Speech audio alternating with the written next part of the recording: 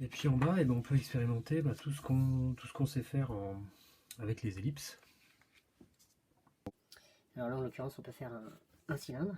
Alors, le cylindre, pour rappel, une ellipse plutôt aplatie en partie haute, si on considère qu'on est sous la ligne d'horizon, bien sûr. On essaie de prendre la même largeur et une ellipse un peu plus ouverte en partie basse, pas trop non plus. Et j'essaie de bien faire tourner. Donc ça, c'est ce qui illustrera le cylindre. Ensuite, toujours à partir du cylindre et des ellipses, je vais partir d'une ellipse à peu près la même que la précédente, ouverte.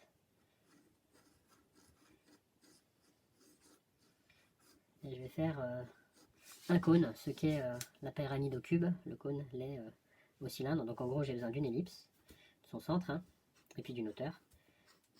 Et là, j'obtiens un cône, tout bêtement. Alors, plus intéressant peut-être que le cône, de la même manière qu'on avait tronqué le parallélépipède ici en haut, on va faire la même chose avec une ellipse, enfin avec un cône. Partir peut-être avec une ellipse un petit peu plus grande.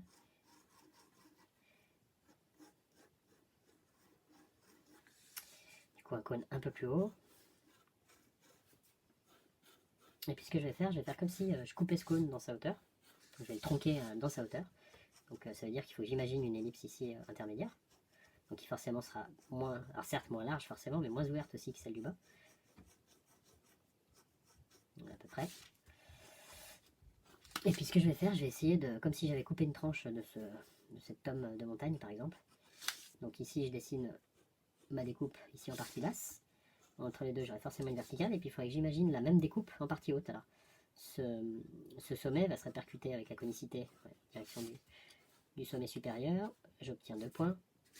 Et à partir de ces points, de nouveau, je vais dessiner ma découpe, mais sur la face supérieure.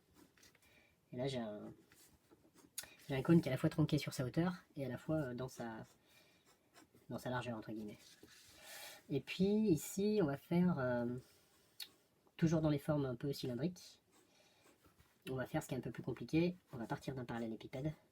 Alors, plus qu'un parallélépipède, on va essayer d'avoir un parallélépipède, on va le faire visuellement, hein, qui est à peu près une hauteur pour 2 largeurs en perspective, hein, donc rabattu. On va dire avoir un rapport de 1 sur 2 au moins sur ce quadrilatère. Je vais lui mettre quand même un peu d'épaisseur. Une verticale, une fuyante, de nouveau une verticale. Essayer de tendre un peu quand même. Voilà.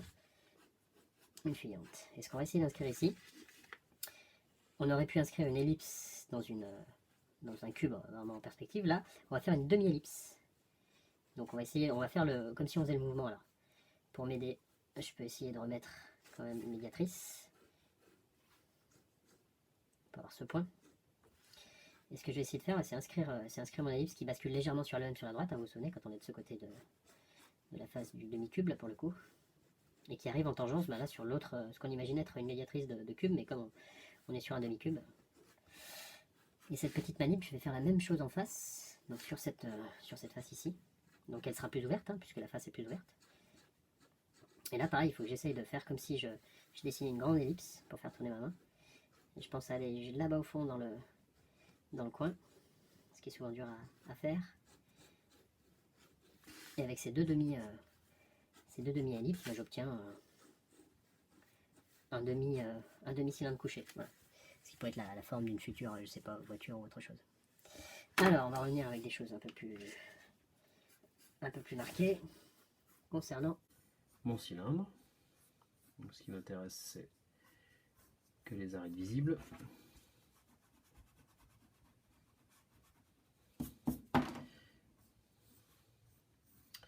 Et comment est-ce que vont se comporter les valeurs sur un cylindre? En fait, la lumière, là, contrairement à un pan droit où la lumière frappe une surface plane, ici, là, va falloir vraiment moduler la lumière. Alors, on imagine qu'elle vient de la droite. Donc, la partie la plus sombre va sans doute, je dis sans doute, être plutôt ici à gauche. Et puis, ce que je vais faire, je vais essayer de traiter les valeurs en respectant mon volume. C'est-à-dire là, c'est une forme de révolution, donc je vais essayer de faire comme si je tournais autour d'un axe. Alors, c'est un peu moins littéral que ce qu'on pourrait le penser, c'est-à-dire la partie la plus sombre va pas être ici, la partie la plus claire ici. On peut le faire, hein, mais c'est pas très réaliste. Souvent, la partie la plus sombre s'arrête avant le bord, et la partie la plus claire aussi s'arrête avant le bord. C'est ce qui va donner cette illusion de cylindre et de forme qui tourne. Alors, du coup, là, je peux y aller doucement, hein. Je monte petit à petit mes valeurs. Ici, je vais les accentuer. Alors, j'ai peut-être pas forcément le porte-mine le plus adapté.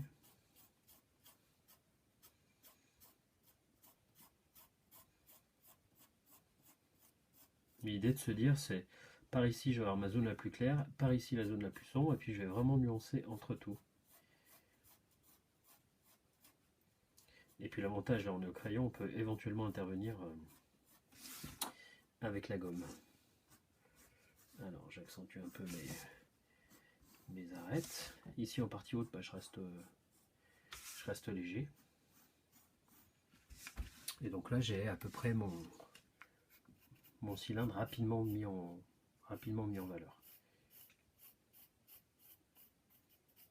Si toutefois j'étais allé trop loin, bah, rien ne m'empêche un petit coup de gomme pour faire un éclat, redonner un peu de clarté en cohérence avec la source lumineuse. Alors, concernant l'ombre portée, en fait l'ombre portée c'est toujours la projection de la face allumée ici. Donc ce qu'on va faire, je vais reprendre le bleu, on va essayer de dessiner la projection de cette ellipse au sol, donc une autre ellipse. Et ce qu'on va faire, on va lui donner un peu d'effet perspectif, on va la faire à la fois plus plate puisqu'elle est au sol, elle est écrasée, et puis à la fois un peu moins large que mon cylindre de départ, et puis plutôt sur l'arrière et sur le côté comme d'habitude. Donc là en l'occurrence, vous voyez, j'ai dessiné mon ellipse qui passe derrière, hein, puisqu'elle vient aussi de là. Et puis je vais simplement la terminer en faisant une droite en tangence entre l'ellipse de derrière et l'ellipse de devant. Et là,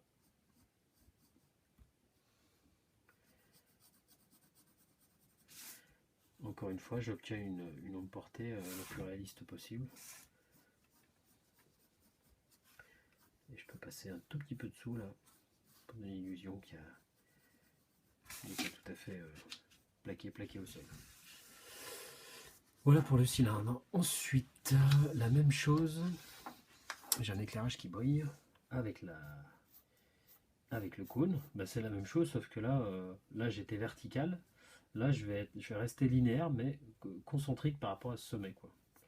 Donc du coup, alors ça peut être plus simple pour certains, plus compliqué pour d'autres, mais donc encore une fois, là par ici, je vais avoir ma zone la plus sombre, avant de se rééclaircir juste avant de sortir du volume. Là, je me rééclaircis pour arriver à la zone quasiment la plus claire, avant de légèrement me refoncer.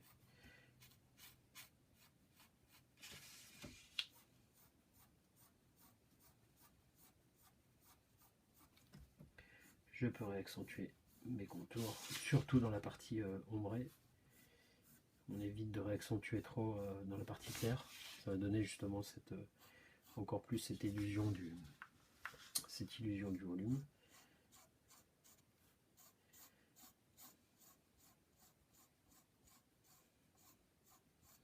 L'idée c'est vraiment de modeler, qu'on ait cette impression de la lumière qui tourne. Bon là c'est un peu comme la pyramide.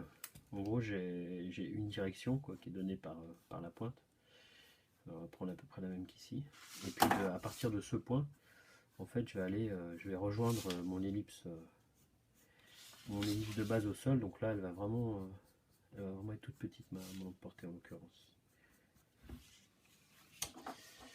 La même chose ici. Alors là, on va un peu plus s'amuser au niveau des valeurs, puisqu'on est un peu dans la configuration du parallélépipède tronqué. Si ma lumière vient de la droite, ici, la zone sombre va être ici. Alors là, ce qui est intéressant, c'est que je mélange à la fois des formes qui vont tourner, qui vont être assez douces, très modelées au niveau des valeurs, et puis des faces planes. Donc là, en l'occurrence, on se retrouve un peu dans la configuration du cube ou du parallélépipède, où là la lumière ou l'ombre se diffuse de manière uniforme. Donc là je peux remplir entre guillemets ma zone opposée à la source lumineuse. Et puis là, de nouveau, je vais avoir aussi une zone sombre, mais qu'il va falloir que je traite en concentricité avec le sommet qui a disparu là. Et puis comme si elle tournait autour de mon cône initial qui a été raccourci par le haut. Hop, la même chose ici, là je vais rester très très léger.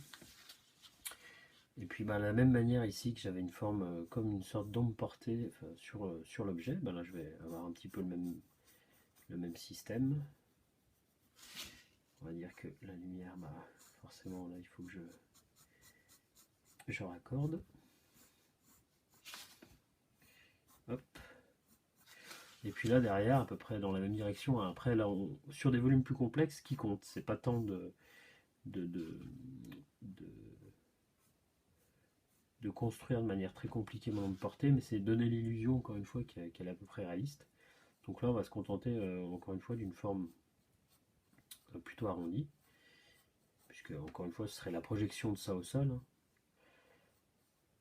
Et en gros comme une ellipse qui finirait derrière mon cône tronqué ou mon tabouret d'éléphant tronqué. Je mets en valeur, je recule et je m'aperçois que ça fonctionne pas si mal. Je peux reprendre un peu mes arêtes là quand on tendance à disparaître, en essayant d'être pas trop lourd.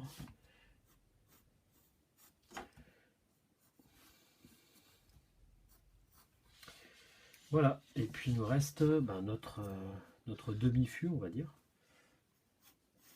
Alors là, on a de nouveau un pan droit, alors qu'on pourrait mettre ici en grille intermédiaire, on va dire, si on voulait vraiment chipoter.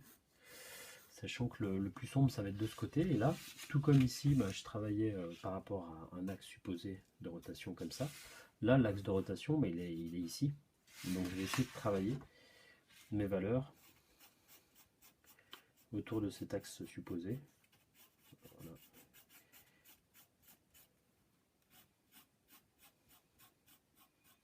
Donc là, je vais être plus clair, hein, puisqu'en haut ici, j'ai ma zone lumineuse ma source lumineuse qui est ici plutôt en haut.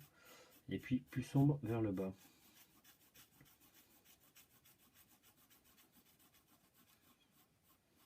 Et de nouveau un tout petit peu plus sombre ici au bord avant de redescendre de l'autre côté.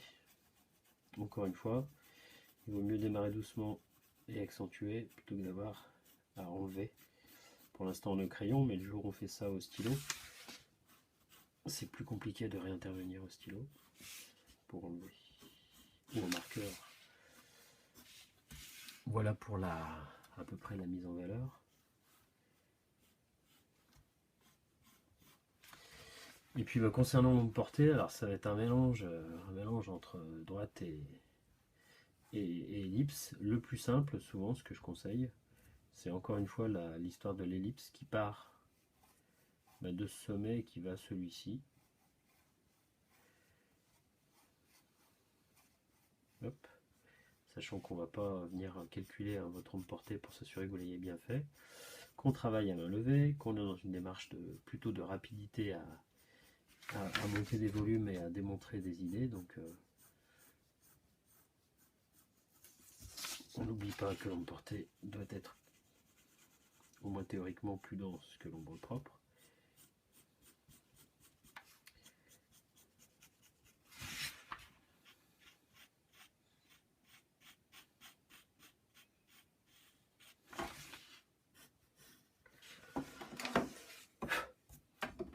J'aurais pu avoir la licence de gommer là avant.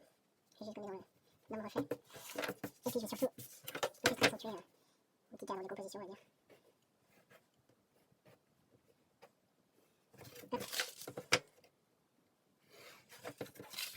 C'est le tour. De cette première fiche de volume qu'on pourrait considérer comme être des volumes tous accessibles, hein, puisque vous avez tous les outils pour les dessiner.